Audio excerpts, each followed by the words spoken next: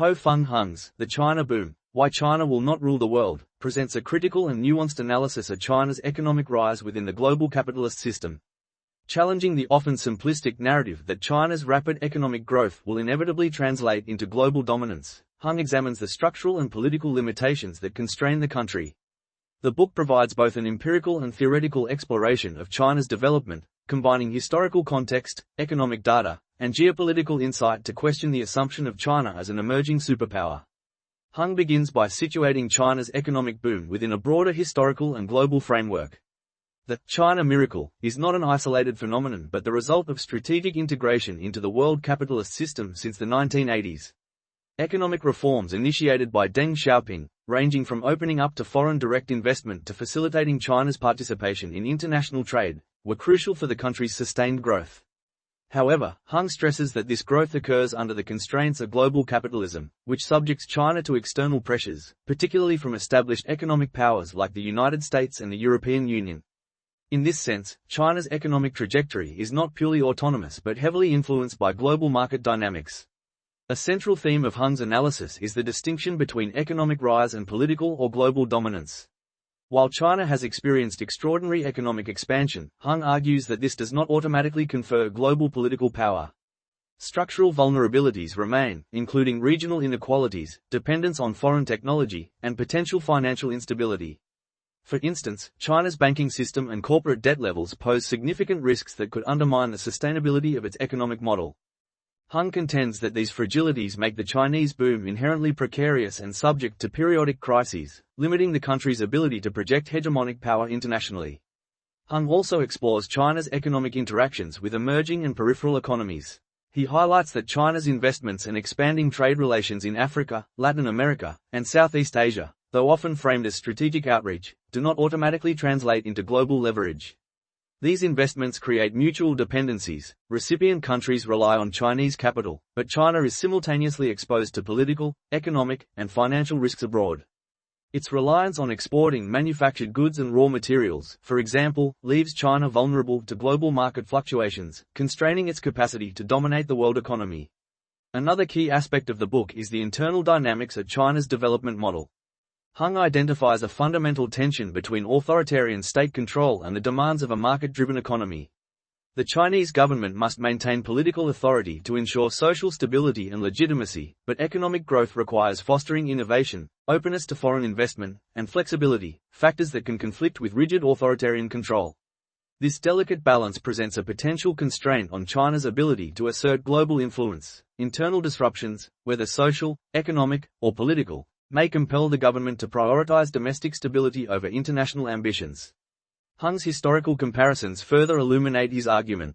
He draws parallels between China and other historical cases of emerging powers, such as Japan in the 20th century and Germany in the 19th century. These examples demonstrate that rapid economic growth alone is insufficient for achieving global hegemony. Political stability, technological capacity, international alliances, and cultural legitimacy all play decisive roles in determining a nation's global influence. In this context, China faces multiple structural challenges that complicate any straightforward projection of global dominance. The author also critically examines the impact of globalization on China's economic rise. While integration into global markets has provided unprecedented opportunities for growth, it has also created vulnerabilities.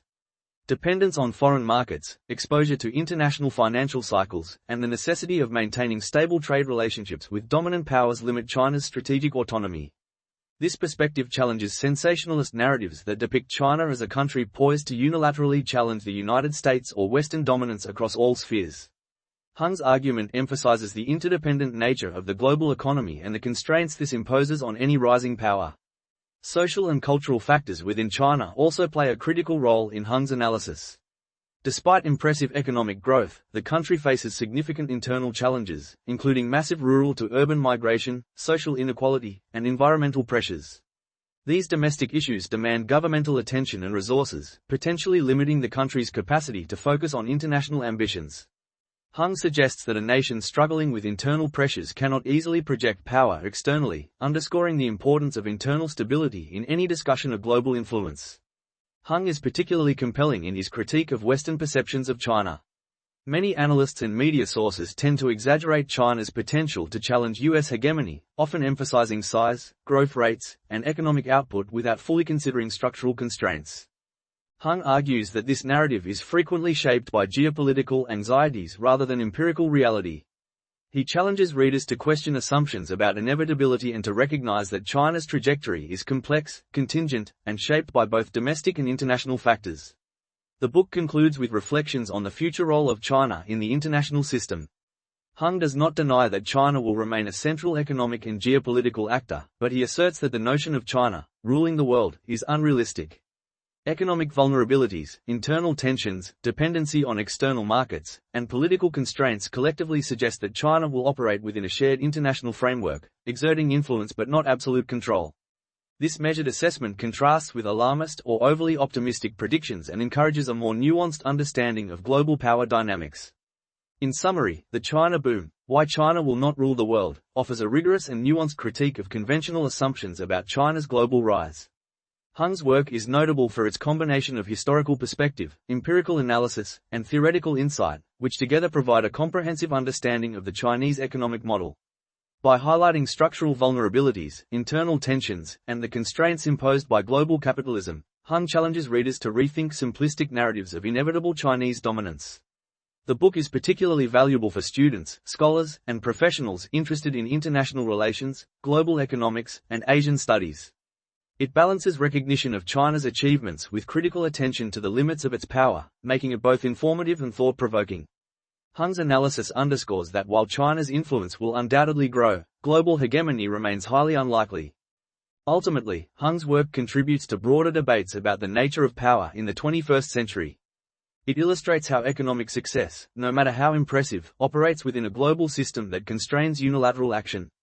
For anyone seeking a realistic assessment of China's rise, this book provides both clarity and depth, emphasizing that understanding the limits of power is as important as recognizing its sources. In conclusion, The China Boom is an essential contribution to the study of contemporary China and the global economy. It presents a critical, balanced, and well-researched perspective, challenging alarmist views while providing a realistic appraisal of China's position in the world. Hung convincingly demonstrates that while China will be a major player in global affairs, it will not achieve uncontested global dominance, offering a much-needed corrective to overly deterministic narratives about the future of international relations.